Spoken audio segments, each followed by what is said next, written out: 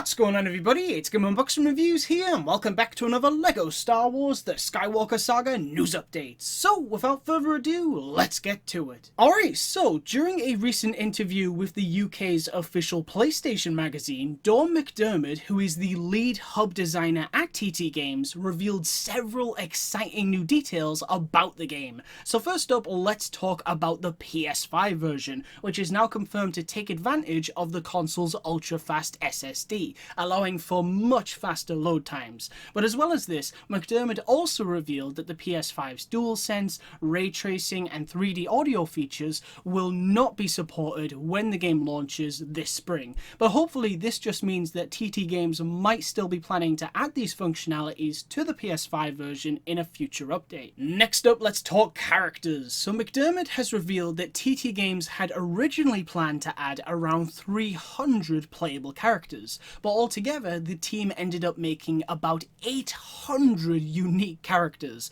And while that is a very exciting number, it was previously confirmed that the game will feature nearly 500 playable characters. So the extra 300 that McDermott is referring to are more than likely NPCs, as this game is confirmed to feature a huge variety of different alien races, such as the Jawas, Devaronians, Nymodians, and so much more. And in addition to this news, McDermott also confirmed two new playable characters, those of course being Hoth's own Wampa from The Empire Strikes Back and Babu Frik from the Rise of Skywalker. Up next, we need to talk about the open world. So there are now confirmed to be 23 fully explorable planets / moons, with 28 unique locations, including Naboo, Coruscant, Kamino, Geonosis, Utapau, Kashyyyk and Mustafar from the prequel trilogy, as well as Tatooine, Yavin 4, Hoth, Dagobah, Bespin and Endor from the original trilogy,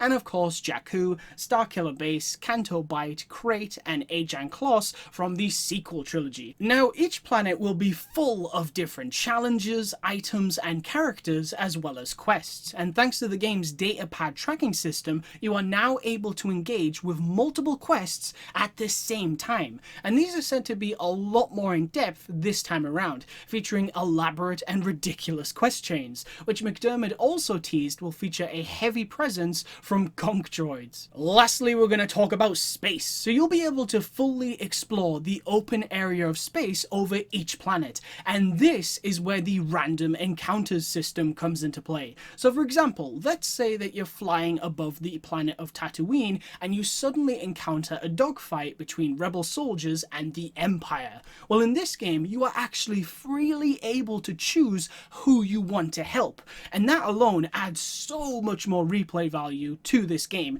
especially if players can choose sides outside of space. I mean, just imagine storming the Tantive 4 as just Darth Vader in free roam. It would be amazing. And finally, we previously learned that another part of the random encounter system will involve capital ships suddenly coming out of hyperspace, and you can choose to ignore these or attack them head on, which will then lead to the destroyer deploying multiple TIE fighters to swarm your ship, as you attempt to take them all out while also lowering the shields and eventually destroying the vessel itself.